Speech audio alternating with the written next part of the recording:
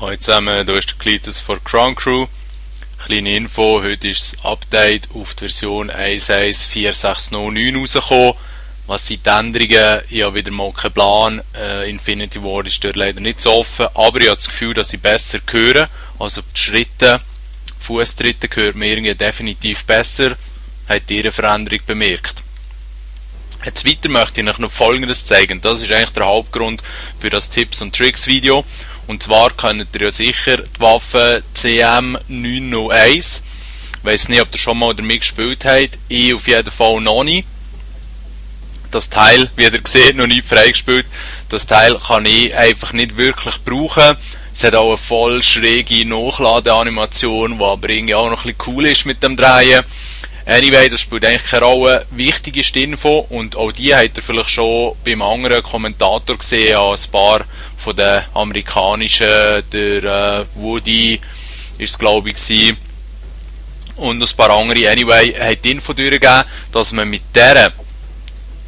dem richtigen Aufsatz, und zwar ist das entweder die Schrotflinte oder der Granatenwerfer, also eigentlich die Zusätze, die man unter der Waffe hat. Wenn man einen von denen drauf hat, dann schießt die Waffe schneller.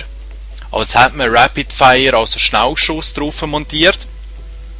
Und das funktioniert, wie gesagt, wenn man entweder den Granatwerfer oder die Pumpe unten dran montiert. Jetzt kann man natürlich die zwei Aufsätze wählen und so noch etwas Zusätzliches da drauf tun, wie zum Beispiel der Schalldämpfer, wenn ihr gerne so zocken. Ziemlich abgefahren, oder? Jetzt schauen wir uns das mal an mit der normalen CM901.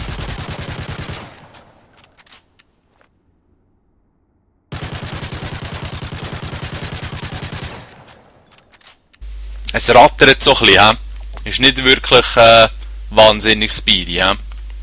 Gut, schnell Klasswechsel hier. Und zwar habe ich jetzt die gewählt mit der Schrotflinte unten dran und dem Rotpunktvisier. Also, da wären wir wieder. Pumpe montiert.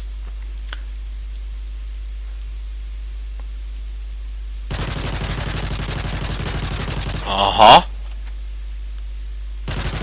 Unterschied festgestellt.